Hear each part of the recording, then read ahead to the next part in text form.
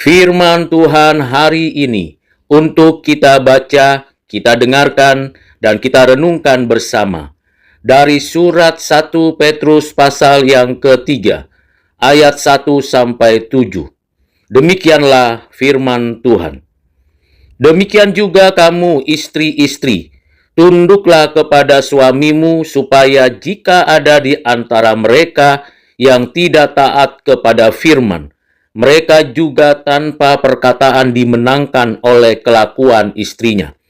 Jika mereka melihat bagaimana murni dan salehnya hidup istri mereka itu. Perhiasanmu janganlah secara lahiriah, yaitu dengan mengepang-ngepang rambut, memakai perhiasan emas atau dengan mengenakan pakaian yang indah-indah. Tetapi perhiasanmu ialah manusia batinia, yang tersembunyi dengan perhiasan yang tidak binasa, yang berasal dari roh yang lemah lembut dan tentram, yang sangat berharga di mata Allah. Sebab demikianlah caranya perempuan-perempuan kudus dahulu berdandan, yaitu perempuan-perempuan yang menaruh pengharapannya kepada Allah. Mereka tunduk kepada suaminya, sama seperti Sarah taat kepada Abraham, dan menyebut dia tuannya. Kamu adalah anak-anaknya jika kamu berbuat baik dan tidak takut terhadap ancaman. Demikian juga kamu suami-suami, hiduplah bijaksana dengan istrimu sebagai kaum yang lebih lemah.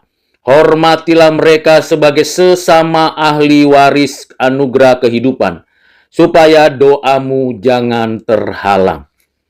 Berbahagialah kita yang menyimpan firman Tuhan, mengerti dan melakukannya dalam kehidupan setiap hari. Saudara yang kekasih di dalam Kristus, perikop surat 1 Petrus 3 ayat 1 sampai 7 yang sudah kita baca dan dengarkan merupakan perikop lanjutan mengenai etika relasional orang Kristen dengan fokus pada kehidupan rumah tangga. Setelah membahas relasi negara dan kerja, Rasul Petrus kini memasuki ruang paling intim dalam kehidupan sosial. Injil menata bukan hanya ruang publik, tetapi juga struktur relasi personal yang paling mendasar. Sapaan kepada istri-istri dengan perintah tunduklah harus dipahami dalam kesinambungan dengan surat 1 Petrus pasal 2 ayat 13 dan ayat 18.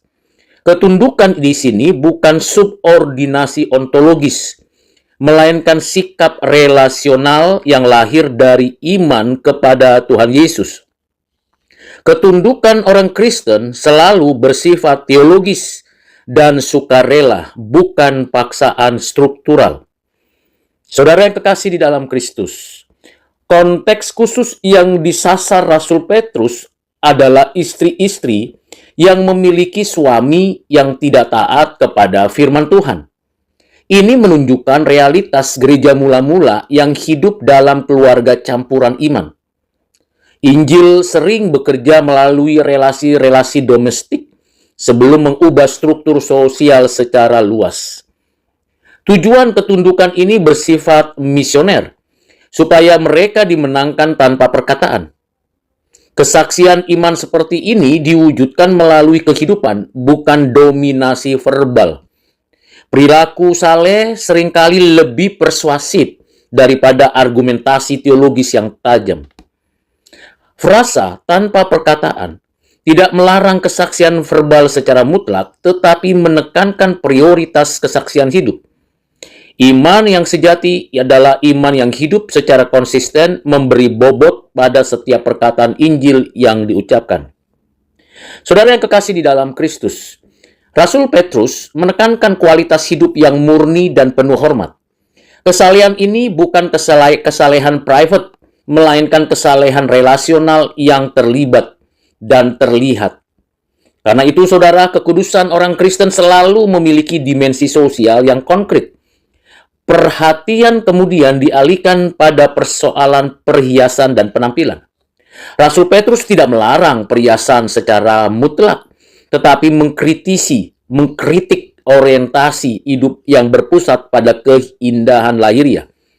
Kalau kita membaca dan mempelajari Alkitab, Alkitab menolak reduksi martabat manusia pada penampilan eksternal.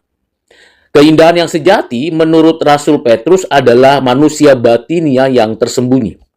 Ini memberikan penegasan kepada kita pengertian tentang antropologi Kristen, antropologi biblika, yang memandang karakter sebagai pusat keindahan. Karena itu keindahan batin lebih tahan lama dan berkenan di hadapan Allah. Sifat yang ditekankan adalah roh yang lemah lembut dan tentram. Ini bukan kelemahan, melainkan kekuatan yang terkendali. Kelemah lembutan orang Kristen adalah buah roh yang lahir dari kepercayaan yang penuh kepada Allah Tritunggal.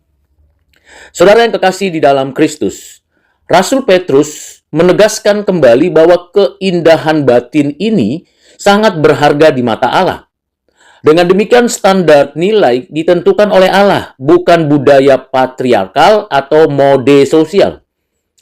Itulah sebabnya kita mengerti dan memahami bahwa dalam bagian ini Injil membebaskan manusia dari tirani penilaian duniawi. Untuk meneguhkan argumennya, Rasul Petrus merujuk pada perempuan-perempuan kudus di masa lampau, khususnya Sarah. Rujukan ini menunjukkan kesinambungan etika yang diajarkan dalam Perjanjian Lama dan diajarkan juga dalam Perjanjian Baru. Teladan Alkitab masih terus tetap bersifat pedagogis, bukan legalistik. Ketaatan Sarah kepada Abraham dipahami dalam konteks iman kepada Allah. Sarah bukan teladan karena kesempurnaannya, tetapi karena kepercayaannya kepada Allah yang berjanji. Dengan demikian, teladan ini tidak boleh dipisahkan dari konteks iman. Rasul Petrus menegaskan bahwa perempuan Kristen menjadi anak-anak Sarah, bukan imitasi budaya, tetapi melalui iman yang berani dan tidak takut. Bahwa iman sejati membebaskan perempuan dari ketakutan akan manusia. Saudara yang kekasih di dalam Kristus, pada ayat yang ke-7, kemudian beralih kepada suami. Ini menunjukkan keseimbangan etis dalam perikop ini. Suami dipanggil untuk hidup bijaksana dengan istri. Kepemimpinan orang Kristen selalu bersifat reflektif dan bertanggung jawab. Penyebutan istri sebagai bejana yang lebih lemah harus dipahami secara kontekstual untuk menunjuk pada kerentanan sosial dan fisik, bukan inferioritas moral atau spiritual. Perbedaan justru menuntut perlindungan, bukan dominasi. Suami dipanggil untuk menghormati istri sebagai teman pewaris kasih karunia kehidupan. Ini adalah pernyataan teologis yang radikal dalam konteks patriarkal kuno. Sebab memang Injil memberikan penegasan kesetaraan rohani laki-laki dan perempuan di hadapan Allah. Relasi suami istri ditempatkan dalam kerangka eskatologis. Mereka bersama-sama mewarisi kehidupan. Disinilah kita menyadari bahwa pernikahan orang Kristen adalah pernikahan persekutuan iman, bukan sekedar kontrak sosial. Karena itu saudara yang kekasih di dalam Kristus, peringatannya bagi kita bahwa doa dapat terhalang menegaskan keseriusan relasi rumah tangga. Spiritualitas tidak dapat dipisahkan dari etika relasional. Karena itu, relasi yang rusak dengan sesama sering menjadi penghalang relasi dengan Allah dan tidak membuat adanya pertumbuhan spiritualitas. Dengan demikian, perikop ini memberi penegasan bahwa rumah tangga adalah ruang pembentukan iman yang krusial. Kekudusan diuji bukan di mimbar, tetapi di rumah. Keluarga adalah sekolah pertama bagi kehidupan orang Kristen. Saudara yang kekasih di dalam Kristus, secara keseluruhan, surat 1 Petrus pasal 3 ayat 1-7 ini menyajikan visi relasi suami istri yang kristosentris, setara secara rohani dan transformatif secara sosial. Spiritualitas Kristen diwujudkan melalui kasih, hormat, dan kesetiaan dalam kehidupan sehari-hari. Teks ini memanggil kita sebagai orang Kristen untuk menolak baik dominasi patriarkal maupun individualisme modern dan menggantinya dengan relasi perjanjian yang berakar pada kasih karunia Allah. Saya akan memberikan kepada kita sekalian sebagai bahan perenungan dan penerapannya. Ada 3 implementasi kontekstual yang bisa kita terapkan dalam kehidupan kita setiap hari. Pertama, dalam konteks di negeri kita, perikop ini relevan di tengah tantangan keluarga Kristen yang hidup dalam budaya patriarkal maupun tekanan modernitas.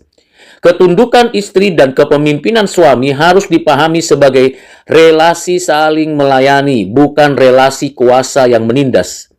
Orang Kristen perlu diajarkan tafsir yang membebaskan dan bertanggung jawab atas teks ini. Implementasi yang kedua, bagi keluarga Kristen yang hidup dalam perbedaan iman, prinsip kesaksian melalui hidup yang saleh sangat kontekstual. Kesetiaan, kelemah lembutan, dan hormat dapat menjadi sarana kesaksian yang kuat tanpa memicu konflik atau dominasi religius. Ini menuntut kedewasaan iman dan pendampingan pastoral yang serius. Implementasi yang terakhir, yang ketiga, peringatan kepada kita untuk doa yang terhalang, menantang gereja, menantang orang-orang Kristen untuk memulihkan spiritualitas keluarganya. Kekerasan dalam rumah tangga, komunikasi yang rusak, dan ketidakadilan gender bukan hanya masalah sosial, tetapi masalah rohani. Orang Kristen dipanggil membangun keluarga yang sehat sebagai dasar kesaksian Injil di tengah bangsa. Kiranya dengan renungan, devosi, pengertian, pengajaran dari firman Tuhan, dari surat 1 Petrus 3 ayat 1-7 ini, menolong kita untuk membenahi kehidupan keluarga kita, pasangan kita, dan anak-anak kita. Tuhan Yesus memberkati saudara sekalian. Amin.